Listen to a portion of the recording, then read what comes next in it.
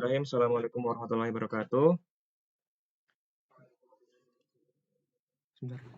Innalhamdulillah nahmaduhu wa nasta'inuhu wa nastaghfiruh wa na'udzu billahi min syururi anfusina wa min sayyiati a'malina. May yahdihillahu fala mudilla lahu wa may yudlil fala hadiyalah. Asyhadu an la ilaha illallah wa asyhadu anna Muhammadan la nabiyya ba'dah. Allahumma faqihna fid din wa 'allimna ta'wiluh. Allahumma anfa'na bima 'allamtana wa 'allimna ma yanfa'una wa zidna 'ilma. Allahumma shalli ala Muhammad wa ala ali Muhammad kama shallaita ala Ibrahim wa ala ali Ibrahim fil 'alamin innaka Hamidum Majid. Ya, bismillahirrahmanirrahim. Kita lanjutkan ya pembacaan kitab Al-Mukhtasar Al-Latif yang kemarin kita telah membahas sedikit mengenai dua bagian pembatal wudhu. Insya Allah pertemuan kali ini kita akan tuntaskan ya sampai akhir ya, sampai bagian keempat ya, karena kemarin berhenti sampai ke ini ya, hilangnya akal ya, dan sampai ke sedikit bagian mengenai mumakin ya, tidur yang mumakin, tidur yang tegap gitu ya. Nah, kemarin juga di ujung ada PR aku ya yang saya bertanya mengenai wudhu tuh apakah sekali kiri, sekali kanan, habis itu sekali kiri, habis itu sekali lagi kanan, sekali kiri, sebagainya. Ini alhamdulillah aku dapatkan dari Bulughul Maram satu jawabannya gitu ya. Izin membacakan, ini kitab sudah masyhur ya, kitab himpunan hadis yang disusun oleh Ibnu Hajar rahimahullah taala. Dalam kitabnya nomor 33 ini saya bacakan. Bismillahirrahmanirrahim. Qala al-musannif fi kitabihi Bulughul Maram wa nafa'ana bihi bi ulumihi fi darin amin.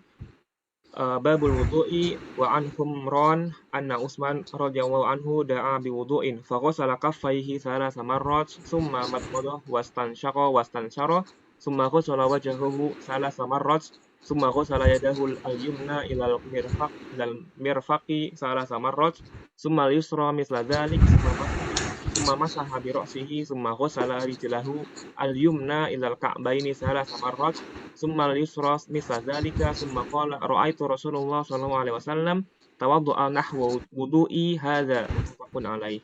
Jadi ini sebuah hadis yang disahihkan oleh Bukhari dan Muslim, di mana suatu hari Utsman dia da'a biwadu'in ya, da'a biwadu'in. Jadi beda antara wadu dengan wudu ya. Kalau wadu itu air untuk wudu, dan kalau wudu itu aktivitasnya. Jadi suatu ketika Utsman radhiyallahu anhu dia meminta untuk dialirkan air wudhu. Jadi Jadi meminta air wudhu gitu ya.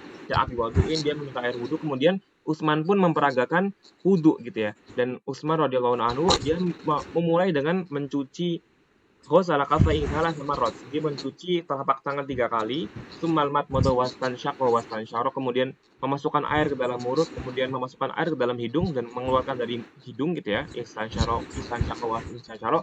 Tsumma ghasala wajhahu thalatha marrat, dan beliau radhiyallahu anhu membasuh wajahnya 3 kali, kemudian yang ini nih ya, yang untuk pertanyaan fiqh ya. Tsumma ghasala yadahu al-yumna ilal mirfaqi thalatha marrat tsumma yusra mithla dzalik. Jadi beliau radhiyallahu anhu memulai dengan membasuh tangan kanan 3 kali, baru tangan kiri 3 kali. Pun dengan yang kaki sampai sini ya. Tsumma ghasala rijlaihi al-yumna ilal ka'baini thalatha marrat, dan dia radhiyallahu anhu membasuh kakinya sampai ke mata kaki itu 3 kali, yang sebelah kanan dan juga yang sebelah kiri 3 kali. Dan kata Utsman radhiyallahu anhu berkata, ra'aitu Rasulullah sallallahu alaihi wasallam tawaddu'a nahwa wudu'i.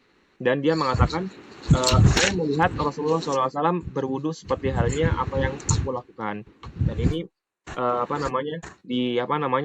menjadi salah satu ini ya, dalil mengenai tata cara berwudu ya. Di sini kan lengkap ya, dari mulai telapak tangan dan sebagainya gitu. Nanti kalau kita belajar syarahnya kan, ini ada syarahnya ini maksudnya dari Profesor Dr. Zuhairi dalam fikih Bulughul Maram. Itu memang ini kan lengkapnya ya gitu ya. Apakah semuanya wajib atau enggak kan kemudian menjadi perincian ya. Itu yang telah kemarin kita bahas juga ya, bahwa yang wajib hanya 4, yang selebihnya sunnah. Dan tapi tata cara ini merupakan tata cara yang yang dilihat oleh Utsman melihat Rasulullah SAW gitu ya. Jadi dikatakan salah satu wudhu yang maksudnya yang seperti Rasulullah seperti itu ya. Jadi mengambil juga sunnah. Jadi semoga menjawab ya terkait cara berwudu ya. Kalau kita mengambil hadis dari Utsman ini, maka melakukan wudunya itu 3 kali dulu yang sebelah kanan, kemudian 3 kali dulu yang sebelah kiri, baik untuk tangan dan baik untuk kaki. Seperti itu. Ya, Allah ta'ala alam ya. Kemudian kita lanjutkan ya pembacaan terakhir mengenai Nawaqidul Wudhu. Izin membacakan lagi kitabnya. Ini cukup panjang mungkin ya hari ini karena ada pembahasan mengenai ini ya. Iya, nah, agak panjang. Bismillahirrahmanirrahim. Qala al-musannif Syekh Abdullah bin Abdurrahman Tafadhol rahimahu ta'ala fi kitabihi Al-Mukhtasar Al-Latif wa nafa'ana bihi bi ulumihi fi darin amin. Faslun fi nawaqidil wudu'i wa yanqudul wudu'a arba'atu asya. Al-awwal al-kharij min ahadi sabilaini al-qubuli wa duburi illa al-mani. Asani zawadul aqli binaumin aw ghairihi la nauma mumakkinin maq'adatahu minal ardi. Asalis iltiqa'u basyaratal rajuli wal mar'ati al kabiraini al ajnabiyaini. Arabi mashu kudril adami au halaqati duburihi bi batnil kaffi au batni asabi. Jadi ada 4 pembatal wudhu yang satu setengah telah kita bahas kemarin ya. Yang pertama adalah al kharij min ahadi sabila ini al kubuli wa duburi ilal mani. Jadi segala hal yang keluar dari kedua jalan kubur atau dubur kecuali mani ya. Jadi semua hal yang keluar dari kubul dan dubur ya, baik itu normal apa namanya eh baik itu normal dalam dalam artian ya seperti air kencing atau buang air besar atau kentut gitu ya, atau yang nggak normal seperti contohnya misalkan ulat atau batu atau darah gitu ya yang mungkin jarang keluar, tapi ketika itu keluar dari kubul dan dubur maka itu membatalkan wudhu menurut mazhab Syafi'iyah seperti itu ya, kecuali mani. Kenapa? Karena kemarin telah kita bahas ya, al mani itu mengharuskan sesuatu yang lebih besar ketimbang wudhu, yaitu mandi besar. Jadi ketika sesuatu yang mengharuskan lebih besar ketimbang sesuatu yang lainnya, maka dia tidak perlu melakukan hal yang lebih rendah daripadanya. Contohnya kayak kemarin, contoh yang lain yang misalkan seperti zina ya.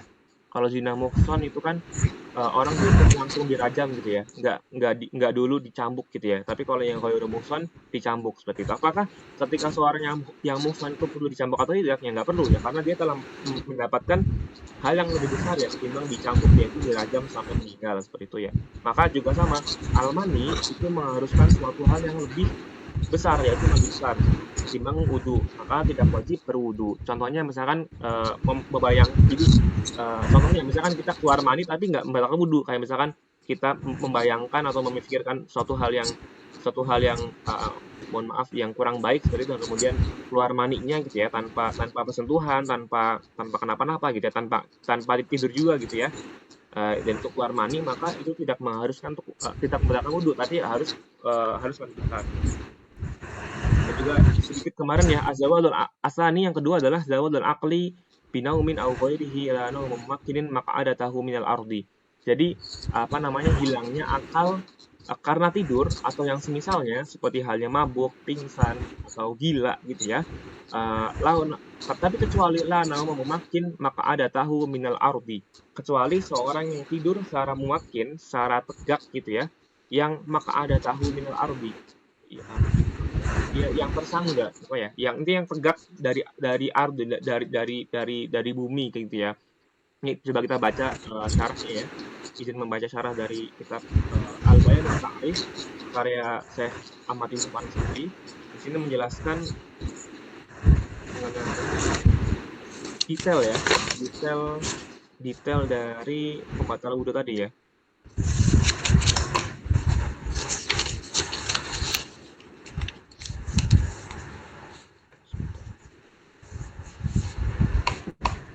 Waktu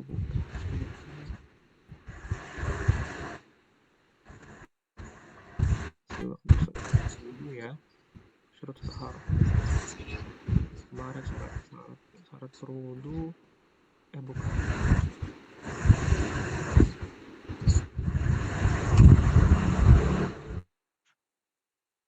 Ini fardu mandi. Haid nih pas di sini. Istinja nih, istinja.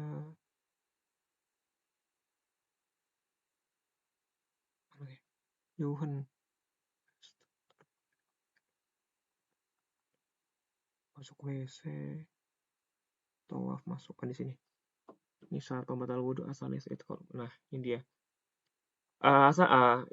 Asani azawalu aqlin binaumin aw ghairihi illa nauma memakkinin maka ada tahu minal ardi. Jadi apa namanya dikecualikan yaitu orang yang tidur tapi dia maka ada tahu minal ardi, dia tegak dengan dari bumi gitu ya. Nah, di sini ada ininya ya, ada penjelasannya wa yustasna min naqdil wudu'i bi zawalil aqli zawaluhu binaumin al mumakkin maka ada tahu min maqarrihi. Dikecualikan pembatal wudhu ya bagi orang yang hilang akal karena tidur gitu ya. Yaitu orang yang tidur tapi memakin dengan ardi. Fa inna wudu'ahu la yantaqid.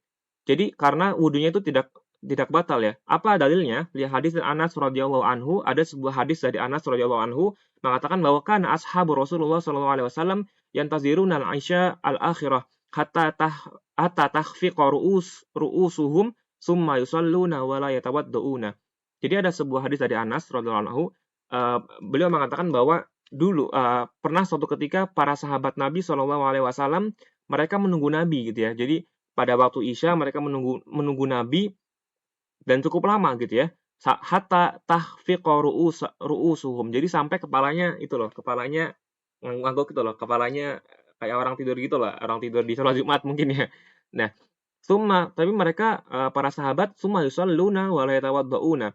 Jadi para sahabat itu tidak wudhu lagi. Jadi mereka ketika bangun langsung sholat seperti itu ya. Wa humila hadzal hadis ala annahu min mumakkin maq'adatahu. Jadi ini merupakan sebuah hadis di mana tidak batalnya wudhu bagi orang yang tidur secara mumakkin, tidur secara tegak gitu ya. Jam'an bainahu wa bainal hadis mutaqaddim. Jadi ya ulama Syafi'iyah menggabungkan antara hadis ini ya, hadis ini dengan hadis sebelumnya. Hadis yang telah kita bahas bahwa yang ini ya. Kata Nabi Shallallahu alaihi wasallam ini ya, faman nama falyatawaddo. Barang siapa yang tidur maka berwudulah ya. Tapi ini ada sebuah hadis, ada hadis yang lain, maka digabungkan. Oh berarti apa namanya ada pengecualian nih, yaitu bagi orang yang tidur tapi yang memakin seperti itu. Nah, tapi kemudian apa saja syarat-syarat orang dikatakan memakin atau tidak gitu ya?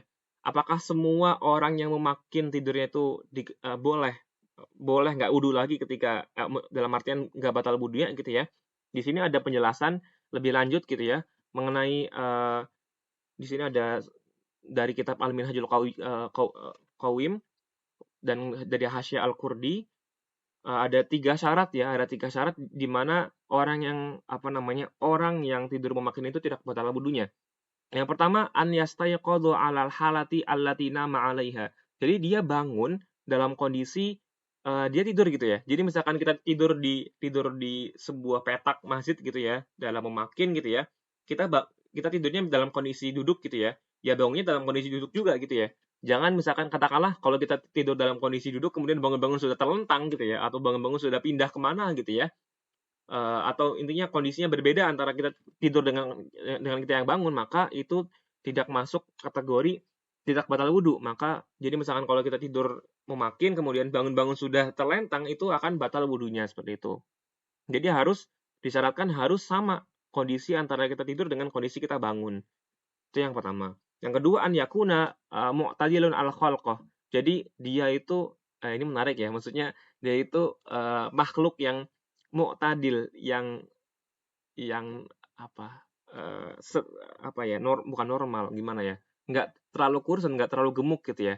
Nah, di sini ada penjelasan, ada penjelasan fayang kudu wudu nahifa la yahissa bi khurujil kharij. Jadi bagi seorang yang sangat kurus di mana saking kurusnya itu dia tidak merasakan ketika ada yang keluar dari pantatnya atau keluar dari lubang kubul dan duburnya, maka ketika dia tidak merasakan maka itu bisa menjadi batal gitu ya. Karena saking kurusnya gitu ya. Ini ada sedikit penjelasannya. 2 Qala Syekh Al-Qurdi, kata Syekh Al-Qurdi, qauluhu nahif la yahissu hadza huwa dobit. Jadi ini merupakan sebuah dobit ya. Jadi bagi seorang yang sangat kurus, fama takana yahissa bihi law kharaja la yantaqid. Kalau misalkan dia tetap bisa merasakan, tetap bisa mengontrol ya. Tetap bisa mengontrol yang keluar dari kubul dan dubur dia, maka itu tidak membatalkan. Tapi barang siapa yang saking kurusnya itu dia sampai tidak bisa wa mata kana la yahissa bihi naqadha. Saking kurusnya itu dia tidak bisa merasakan yang keluar dari pantatnya, maka dia batal wudunya ketika dia tidur dalam kondisi memakin seperti itu ya. Jadi mungkin ini ya kondisi mu'tadil al-khalqah apa ya bahasanya ya, yang apa ya? Tidak ya intinya gitu ya, nggak begitu kurus dan nggak begitu gemuk gitu ya, orang yang tidur itu. Yang terakhir adalah alla yukhbiruhu adlun bi khuruji syai'in minhu 'inda Ibn Hajar. Dari kalau pendapat Ibn Hajar mengatakan bahwa tidak ada seorang yang adil yang mengabarkan kepadanya bahwa ada yang keluar nih dari kubur dan duburnya. Misalkan katakanlah aku tidur gitu ya, kemudian ada Idan nih atau Idan kan katakanlah seorang yang adil gitu ya, dan dia mengatakan, "Oh, tadi Zidna ketika tidur kentut loh," gitu loh. Nah, ketika ada orang adil yang mengatakan itu, maka batallah wudhu orang yang tidur memakin. Nah, kemudian dijelaskan, apa itu orang yang adil? Ini tadi pendapat Ibn Hajar ya, tapi pendapat Imam Ar-Romli tidak ya. Jadi Imam Ar-Romli mengatakan bahwa baik yang ada yang mengatakan atau baik tidak ada yang mengatakan maka tetap tidak batal wudhunya. Tapi kalau Ibn Hajar mengatakan bahwa akan batal wudhunya ketika ada orang yang adil yang mengabarkan kepadanya bahwa ada yang keluar dari kubur dan duburnya. Nah, di sini dijelaskan apa itu adil. Wal adlu huwa man lam yartakib kabiratan. Jadi seorang yang tidak pernah melakukan dosa besar. Walam yusir ala sohiratan dan tidak terus menerus ya, tidak terus menerus atau jarang melakukan dosa kecil. Atau ada ataunya nih, atau au asarro alaiha. Tapi mungkin ada juga orang yang sering melakukan dosa kecil wa ghalabas ta'atuhu ta'atahu ma'asiyahu. Jadi tapi lebih banyak taatnya ketimbang maksiatnya gitu ya. Jadi mungkin ada orang yang sulit meninggalkan dosa kecil gitu ya. Maka tapi dia mengimbanginya dengan memperbanyak ketaatan dan di mana ketika ketaatan dia melebihi dari maksiat dia, maka dikatakan dia sebagai seorang yang adil dalam perkara ini. Jadi itu ya. Jadi ada 3 syarat di mana orang yang tidur secara memakan itu tidak membatalkan wudhunya, yaitu tadi bangun dalam kondisi yang masih sama dengan kondisi tidurnya. Kedua, dia nggak begitu kurus, saking kurusnya dia sampai nggak bisa merasakan ada yang keluar dari kubur dan duburnya atau tidak gitu ya. Yang ketiga adalah menurut Ibn Hajar gitu ya, tidak ada yang mengabarkan kepadanya terkait ada yang keluar dari kubur dan duburnya seperti itu. Oke, kita lanjut ke yang ketiga. Pembatal wudhu yang ketiga tadi kan yang kedua nih, masih yang kedua. Yang ketiga adalah iltiqa'u basyaratal rajuli wal mar'ati al-kabiraini al-ajnabiyaini. Jadi bertemunya dua kulit bagi laki-laki dan bagi perempuan yang telah besar dan merupakan ajnabi. Nanti akan kita bahas apa itu besar, apa itu ajnabi ya. Jadi intinya adalah ini ya, jadi kalau syarih gitu ya, ini syarih menambahkan ya, asalis iltiqa'u basyarata ar-rajulin wa imra'atin kabiraini ajnabiyaini min ghairi ha'il. Dengan tanpa penghalang gitu ya.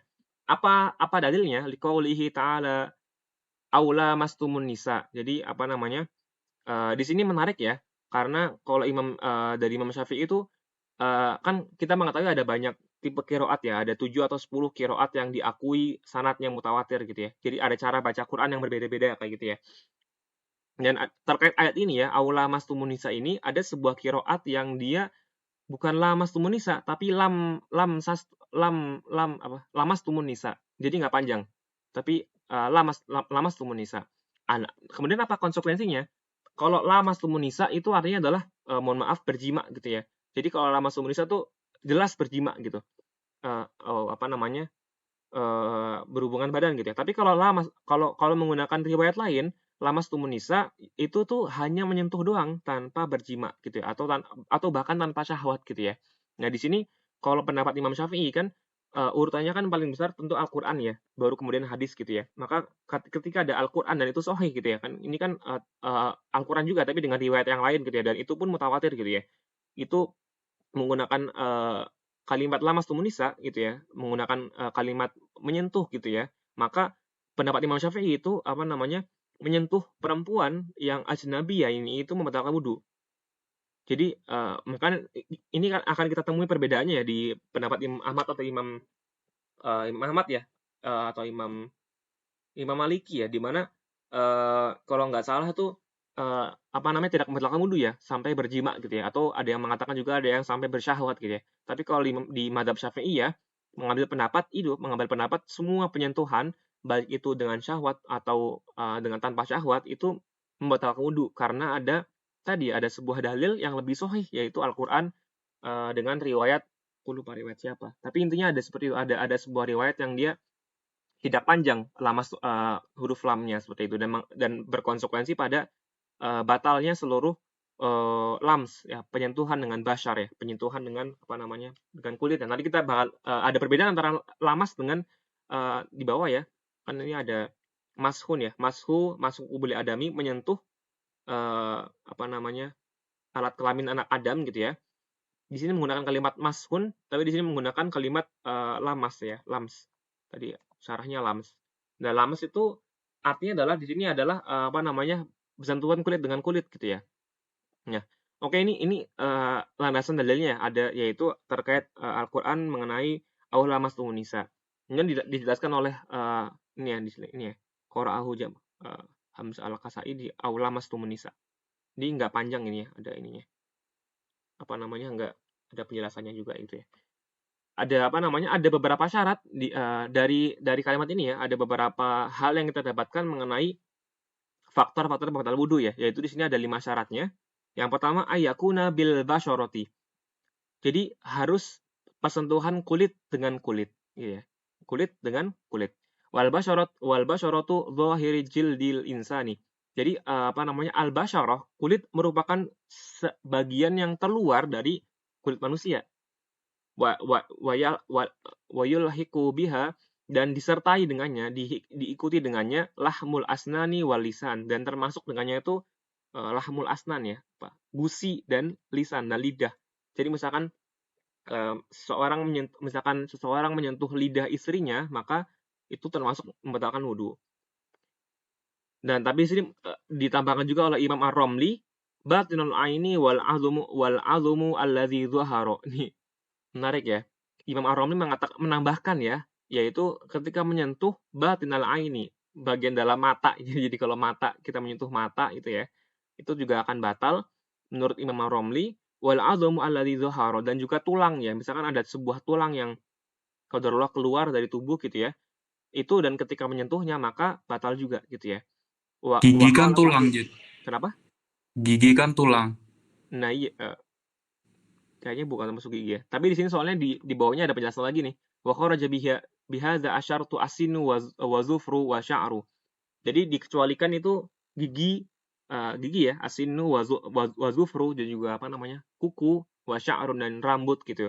Fa inna lamsu kullu minha ghairi naqid wudu. Jadi kalau misalkan kita menyentuh gigi atau menyentuh rambut istri gitu ya, maka tidak membatalkan wudu. Tadi kan kalau pendapat Imam Romli kan juga menambahkan azom ya. Azom tuh sependek pengetahuanku tuh tulang sih dan lebih ke arah tulang ya, bukan gigi ya. Azomu. Dan mungkin aku cari lagi ya. Wallahu a'lam. Tapi ini diperselisihi oleh apa namanya Ibn Hajar ya. Jadi Ibn Hajar mengatakan menyentuh mata menyentuh mata sakit menyentuh mata atau menyentuh tulang yang keluar itu tidak membatalkan wudu seperti itu ya. Jadi itu yang pertama ya, yaitu bertemunya bashar dengan bashar, kulit dengan kulit. Yang kedua adalah ikhtilaful jinsi, yang berbeda jenis kelamin. Nah, kemudian bagaimana mengenai khunsa? Kalau ini bukan apa? Bukan bencong ya. Jadi kalau di fikih itu ada istilah khunsa. Khunsa adalah orang yang Allah berikan dia dua alat kelamin gitu ya.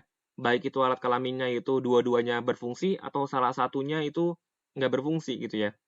Maka dikatakan dia sebagai khunsa. Dia bukan bencong. Kalau kita kan mungkin kalau bencong kan sekarang konotasinya ke arah orang yang laki-laki yang atau itu ya menggunakan pakaian perempuan, tapi dia sebenarnya laki-laki gitu ya secara fisik gitu ya.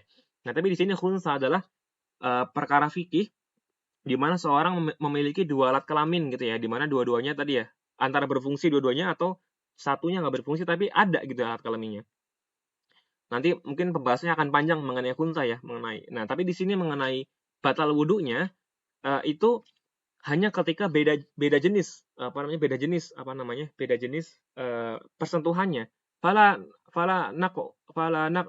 naqdu baina rajulaini. Jadi kalau misalkan dua laki-laki saling bersentuhan maka tidak akan batal. Aw imra'ataini ataupun dua perempuan saling bersentuhan nggak akan batal. Wala baina rajulin wal khunsa. Baik, dan juga ketika laki-laki bersentuhan dengan al khunsa, dengan tadi ya, khunsa tadi ya, atau al khunsa dengan perempuan. Jadi walaupun kita menyentuh al khunsa tadi maka tidak batal wudunya gitu ya. Yang batal adalah ketika berbeda jenis kelamin, yaitu laki-laki dengan perempuan atau perempuan dengan laki-laki, seperti itu. Kemudian yang ketiga adalah ayakuna kabiro ini. Nah, ini menarik ya. Yang berikutnya adalah sudah besar. Nah, ini menurut pendapat Syafi'iyah, besar itu bukan balik. Jadi beda antara besar dengan balik gitu ya. Ini dijelaskan ya. Wal kabironi man balagha haddan yushtahayani fihi ghaliban 'inda arbabit tiba'i salimah. Jadi seorang yang dikatakan besar itu adalah seorang yang dia mencapai balagha haddan, mencapai sebuah fase, sebuah kondisi di mana yustahayani fihi ghaliban. Jadi dia tuh menarik syahwat secara ghalib ya. Jadi misalkan katakanlah tubuhnya sudah terbentuk gitu ya dan menarik syahwat gitu ya. Secara ghalib, secara umum bagi orang yang normal gitu ya. Bagi orang normal itu maka dikatakan dia tuh sudah masuk kabiro ini gitu ya. Sudah masuk besar. Kan beberapa orang ada yang beda ya antara balik dengan besar ya. Ada orang sudah balik tapi masih bocil gitu ya, masih bocil gitu ya, masih kecil gitu ya dan tidak menarik syahwat, maka menyentuhnya itu tidak batal gitu ya. Misalkan ada anak perempuan tetangga gitu ya yang sudah balik tapi katakanlah masih bocil gitu ya, dia belum membangkitkan syahwat gitu ya bagi orang normal gitu ya. Maka tidak batal wudunya atau justru ada orang yang lebih cepat ya. Jadi orang sebelum balik itu sudah menarik syahwat gitu ya. Maka itu masuk ke dalam kategori kabiro ini. Maka ini para ulama Syafi'iyah membedakan ya antara balik dengan kabir. Balik dengan besar gitu ya. Falau balagha ahaduhuma haddal syahwati walam yablughu al-akhar fala yanqadiul wudu. Tapi ini harus kedua-duanya ya. Jadi kan al-kabiro ini ya, dua orang yang dewasa, dua orang yang besar gitu, dewasa gitu ya. Kalau misalkan salah satunya dewasa, salah satunya masih bocil atau belum dewasa, maka itu tidak membatalkan wudhu. Misalkan tadi ya, aku menyentuh anak perempuan tetangga yang masih anak kecil gitu ya. Itu karena cuma satu doang yang besar, yaitu saya, maka tidak batal wudhunya. Atau misalkan anak kecil saling bermain gitu ya, anak tetangga main gitu ya, sama anak yang lain gitu ya. Selama mereka berdua belum besar, ya nggak membatalkan wudhunya gitu ya. Jadi intinya kedua-duanya harus sudah dewasa. Kedua-duanya harus sudah dewasa. Kemudian yang berikutnya yang keempat adalah ayakuna ajnabiyya ini. Nah, ini kita akan bahas mengenai ini ya. Mahram mau nggak mau ya. Karena di sini yang membatalkan wudhu hanya yang ajnabi. Al-ajnabi, apa itu ajnabi? Ajnabi adalah malaisa bainihima muharram.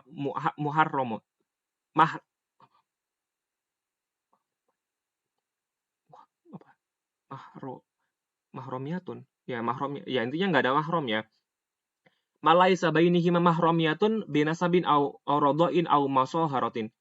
Jadi tidak ada mahram dengannya baik dalam hal nasab atau rodoah atau persusuan atau musaharah atau pernikahan.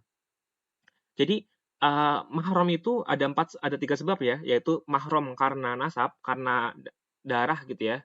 Ada mahram karena rodoah, karena persusuan, dan mahram karena musaharah, karena pernikahan gitu ya. Karena pernikahan kita ada yang menjadikan beberapa orang menjadi mahram kita gitu ya. Nah, ini menarik ya, soalnya rodoah itu juga masuk mahram ya. Mungkin baik bagi dunia modern itu menjadi sebuah point to note ya, karena kan ada sekarang tuh Bank ASI ya, mengenai Bank ASI kan itu menjadi hal yang fikih modern ya. Apakah Bank ASI itu termasuk menjadikan orang yang mengambil ASI itu sebagai seorang yang saudara susuan atau tidak gitu ya. Nah, itu menjadi bahasan modern yang cukup panjang gitu ya. Cuman kalau yang sependek pendapat yang pengetahuan aku tuh menurut mazhab Syafi'i ya, itu juga hati-hati ya. Jadi jangan asal menyebarkan ASI ya. Misalkan teman-teman sudah punya istri dan qadarullah istrinya memiliki ASI yang cukup berlebih gitu ya. Kemudian didonasikan gitu ya. Itu hati-hati gitu ya. Takutnya nanti donasinya entah kemana, kemudian diambil oleh seseorang dan itu dia malah jadi mahram kita gitu ya. Misalkan katakanlah istrinya Fekwa gitu ya, punya ASI berlebih kemudian didonasikan kemana-mana gitu ya. Kemudian ada seseorang di luar sana yang mengambil ASI itu gitu ya. Dan ternyata orang itu katakanlah fake PO nantinya anaknya fake PO itu mau menikah dan ternyata ketemu sama orang itu gitu ya. Dan bahkan orang itu kan masuknya sebagai mahram ya, nggak boleh dinikahin gitu ya. Makanya ini cukup perkara modern yang point to note lah ya, mengenai rodoah gitu ya. Karena Islam sangat menjaga mengenai nasab gitu ya. Sangat menjaga mengenai nasab dan sangat menjaga mengenai persusuan gitu ya. Di sini dikatakan bahwa bagi laki-laki wa adadu maharim ar-rajuli sama niata asyar. Ada 18 mahram bagi laki-laki. Ini mahram itu orang yang haram dinikahin ya. Yang mahram itu adalah orang yang haram dinikahin. Maka aku tanya, istri itu mahram atau bukan? Bukan. Bukan ya. Bukan. Iya, istri itu asnabi ya. Jadi kalau menyentuh istri batal nggak? Batal. Iya, batal. Jadi kalau menyentuh istri ya batal wudhu ya, karena istri itu bukan mahram. Karena masa mahram sih kan, maksudnya haram dinikahin kan kita udah nikah sama dia gitu ya. Masa haram dinikahin gitu. Dari sini ada 18 mahram bagi laki-laki dari sebab nasab atau persusuan dan juga sebab musaharah pernikahan. Yang pertama adalah 7. Ada 7 dari sab'atun min jihadin nasab. Ada 7 bagian dari nasab. Ada apa aja? Ada ibu, huwal ummu, wal bintu, wal ukhtu, wal amatu, wal khalatu, wa bintul ukhti, wa bintul akhi. Ada 7, yang pertama adalah ibu. Ibu kita yang nasab ya, ibu kita itu masuknya mahram. Al bintu, anak perempuan. Anak perempuan nasab kita ya, misalkan kita punya istri, punya anak gitu ya. Anak perempuan kita itu juga haram dinikahi. Wal ukhtun, saudara perempuan. Wal amatu itu adik dari atau saudara dari ayah gitu ya. Wal amatu, saudara perempuan ayah, misalkan bibi atau tante gitu ya. Tante mungkin ya lebih tepatnya. Wal khalatu itu juga saudara dari ibu, jadi saudara perempuan ibu juga haram dinikahin. Wal bintul ukhti, anak dari saudara perempuan kita. Wa bintul akhi, dan juga anak dari laki-laki kita gitu ya. Itu 7 dari sebab nasab. Dan sab'atun mislaha min jihati rodo'ah. Dan juga 7 juga dari sebab rodo'ah. 7 hal yang sama ya dari sebab persusuan ya. Jadi al-ummu, jadi ibu susu juga termasuk dia mahram. Al-bintu, anak susu, misalkan kita tadi ya, misalkan istri kita punya ASI berlebih kemudian kita kasih kepada orang lain, itu maka menjadi anak susu kita ya kan ya. Maka anak tadi yang dapat persusuan kita maka tidak boleh dinikahin. Wal ukhtun, saudara sepersusuan laki-laki perempuan, misalkan katakanlah Fackwell dulu disusuin sama ibu A gitu ya. Ibu A punya anak gitu ya, atau punya susuan lain yaitu si C atau si B gitu ya. Maka Fackwell sama si B sama C itu termasuk mahram juga, nggak boleh dinikahin, nggak boleh menikah seperti itu. Wal amatu, jadi pun juga bagi tante dan bibi, ibu yang menyusui kita gitu ya.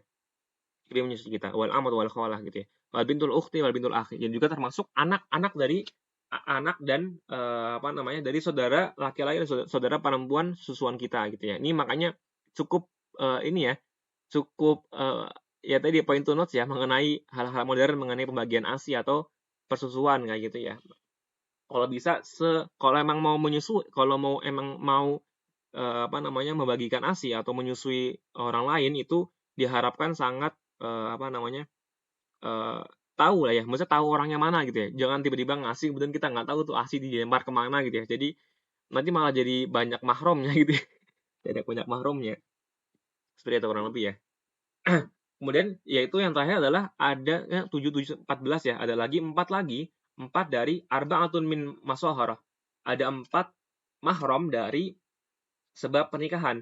Wahunna umul zaujah, ibu mertua ya, ibu dari istri kita.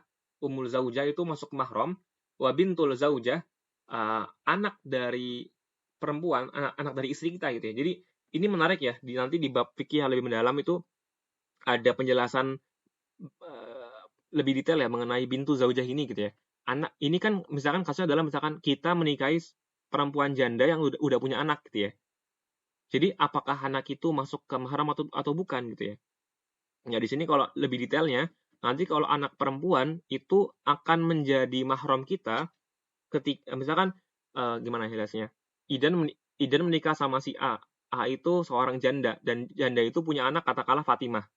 Nah, ketika Idan nikah sama perempuan tadi sama si A, maka Fatimah itu belum otomatis menjadi mahram Idan sampai Idan itu mohon maaf berhubungan badan dengan si A.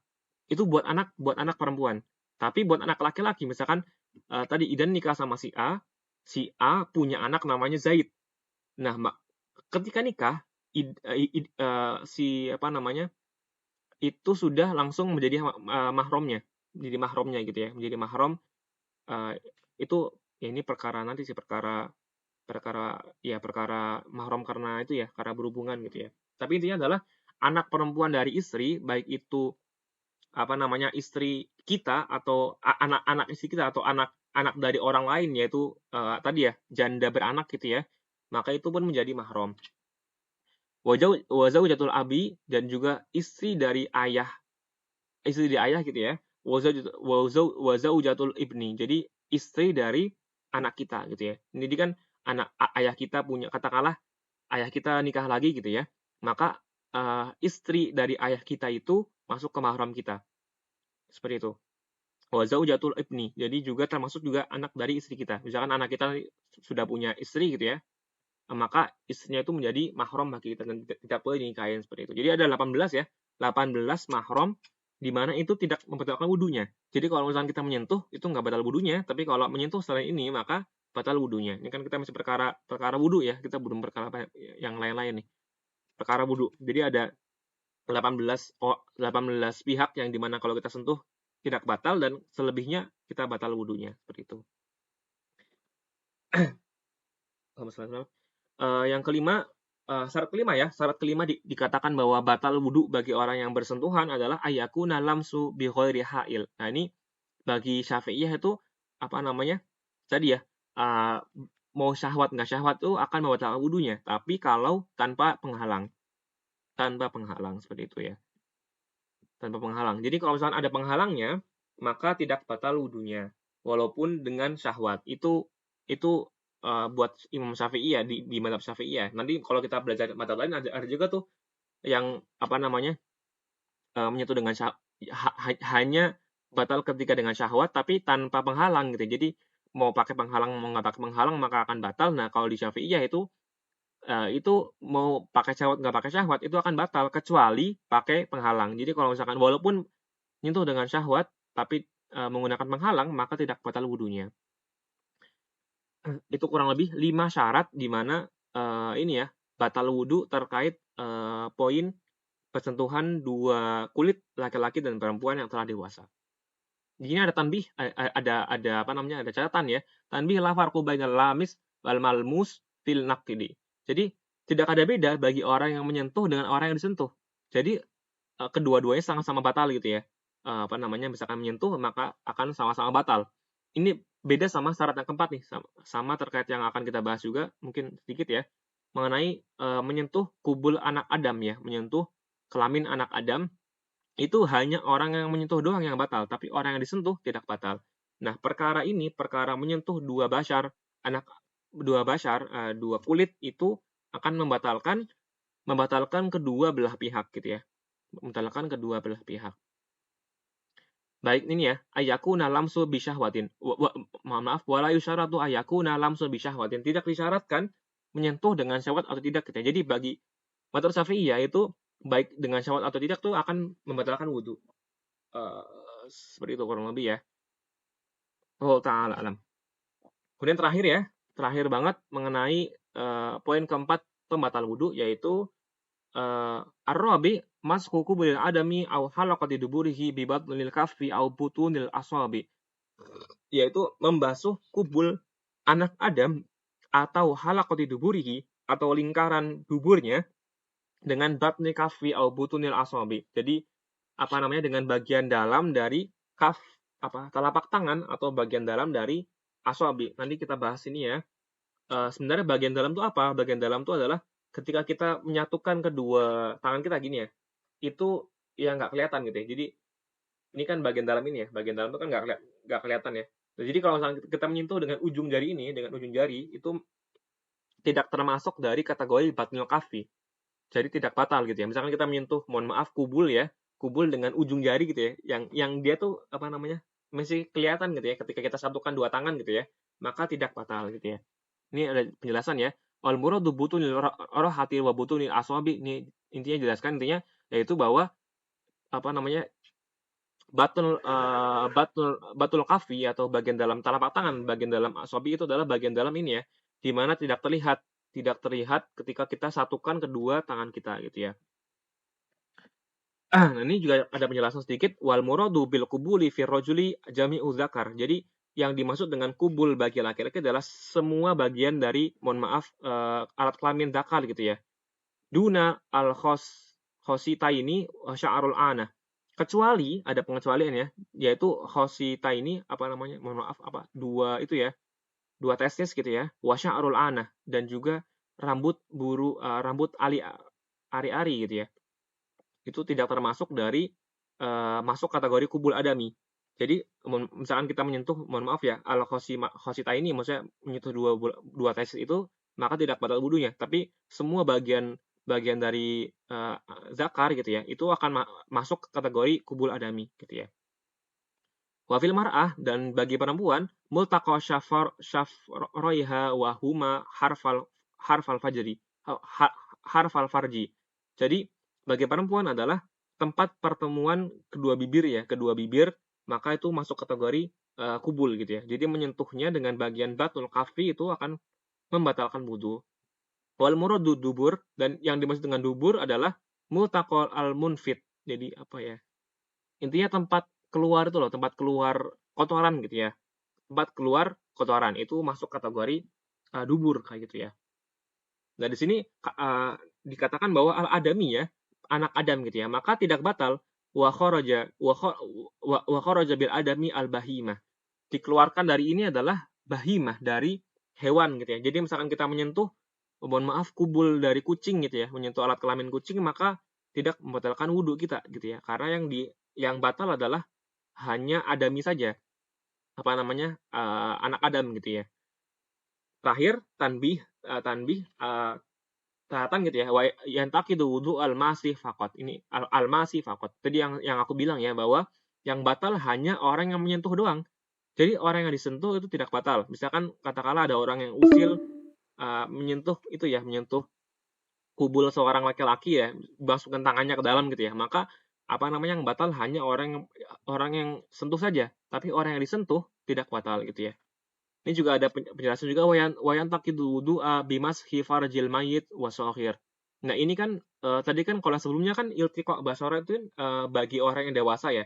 Jadi pertemuan menyentuh kulit itu batal bagi orang yang kabiroin tadi ya, sudah dewasa tadi ya. Nah, tapi perkara menyentuh dengan kubul dubur ini adalah bagi semua orang adami ya, baik sohir atau kabir. Jadi misalkan kita menyentuh kubul anak kecil itu akan masuk pembatal wudhu, dan juga membasuh mayit sih ya, membasuh kubul dari mayit gitu ya. Menyentuh kubul mayit itu juga akan membatalkan wudhu bagi orang yang menyentuh mayit tadi ya. Selesai terkait perkara pembatal wudhu ya. Jadi ada 4 pembatal wudhu menurut mazhab Imam Syafi'i. Ada pertama adalah keluar sesuatu dari dua jalan ya, kubul dan dubur, baik itu keluar normal atau enggak normal, kecuali mani. Asani azawalul aqli binaumin au ghairihi, hilangnya akal ya. Ini hilangnya akal itu hilangnya, mungkin kemarin kita bahas ya, mumayyiz ya, hilang mumayyiz gitu ya, hilang tamyiznya gitu ya, dengan cara tidur atau semisalnya. Kan kalau hilang akal kan lebih ke arah gila gitu ya. Tapi kalau hilang zawal tamyiz kan termasuk juga kayak tidur atau mabuk, pingsan dan sebagainya gitu ya. Itu kan termasuk hilangnya tamyiz gitu ya, hilangnya kesadaran bahwa kita bisa membedakan yang baik dengan yang buruk seperti itu. Kecuali orang yang tidur secara memakin tadi ya, yang telah kita bahas juga. Yang ketiga, iltiqa'u basyaratar rajuli wal mar'ati al-kabira ini al-ajnabiyah ini, bertemunya dua kulit bagi laki-laki dan perempuan yang telah dewasa dan merupakan ajnabi, bukan mahram seperti itu ya. Yang terakhir, membasuh kubul adami atau lingkaran dubur adami dengan bagian dalam telapak tangan ya tadi ya, bagian telapak tangan atau bagian dalam dari jari adalah bagian dalam ketika bagian di mana kita tidak bisa melihat ketika disatukan keduanya gitu ya. Jadi bagian dalam itu. Jadi kalau misalnya kita menyentuh dengan ujung banget atau bagian ujung atau bagian samping nih yang masih kelihatan ketika kita tutupkan tangan kita itu tidak masuk ke pembatal wudhu ini. Wallahu ta'ala alam. Mungkin cukup ya untuk materi kita hari ini untuk pembatal wudhu. Apakah ada yang mau didiskusikan terlebih dahulu kah terkait pembatal wudhu? Menyentuh najis itu batal nggak sih? Menyentuh najis. Nah, di sini tidak ya. Kan di sini hanya 4 ya, hanya empat yang membatalkan wudhu. Misalkan nyentuh kotoran kucing gitu ya. Kotoran hewan yang bukan yang nggak halal dimakan ya, kayak kucing atau apa. Ya, ayam kan boleh ya. Ini kan nanti bakal ada istilah ya mengenai najis ayam ya. Karena kan ayam kan hewan yang halal dimakan gitu ya. Maka ada yang mengatakan kotorannya najis, ada yang mengatakan tidak najis. Tapi di sini mengenai wudhunya, kalau dari kita mengikuti pendapat Imam Syafi'i ya, itu tidak membatalkan wudhu ya kalau kita menyentuh kotoran gitu. Wallahu ta'ala alam. Tapi pas sholat kan juga harus suci dari najis juga kan, jadi tempatnya pakaian. Benar. Tadi kan kita bahas perkara sholat itu harus bersih dari dari baik pakaian atau baik tubuh kita tuh harus bersih dari najis kayak gitu ya. Jadi kalau ada najis harus dibersihkan. Nanti kita bakal bahas di bab izalatul najasah. Ini udah deh. Kemarin baru toharo doang sih. Baru wudhu doang ya. Ini baru wudhu doang. Nanti kita akan bahas mengenai cara menghilangkan najis ya di bawah nih kalau salah ada nih. Ya, kan ada. Iya. Najis ya. Seperti itu orang lebih alam. Di bawah juga ada bab mengenai najasat ya. Nanti akan kita bahas ya. Al-baul, al-ghaid, ar-rausu, wal-qaih. Jadi muntah termasuk najis gitu ya. Tapi orang muntah itu tidak membatalkan wudunya gitu ya. Mungkin akan kita bahas lebih lanjut detail ya Dan ya. Nanti di bagian najis ya. Sebelum bagian sholat. Oke. Cukup banyak ternyata ini yang materi-materinya ya. Ada lagi kah yang mau didiskusikan atau mau ditanyakan? Tak ada. Ada ya, insya Allah ya. Insya Allah semoga Allah memberkati ilmu kita. Semoga Allah senantiasa membimbing kita gitu ya. Memberikan kita ilmu-ilmunya sangat banyak di muka bumi ini dan senantiasa membuat kita lapar akan ilmu-ilmunya seperti itu ya. Dan senantiasa mengamalkan ilmu-ilmunya yang telah kita dapatkan. Mungkin sekian dari pertemuan kita hari ini. Mohon maaf jika banyak kesalahan. Segala kelebihan hanya dari Allah Subhanahu Wa Taala dan kekurangan dari saya pribadi. Kita tutup dengan doa bersama jadi Assalamualaikum warahmatullahi wabarakatuh. Waalaikumsalam warahmatullahi wabarakatuh.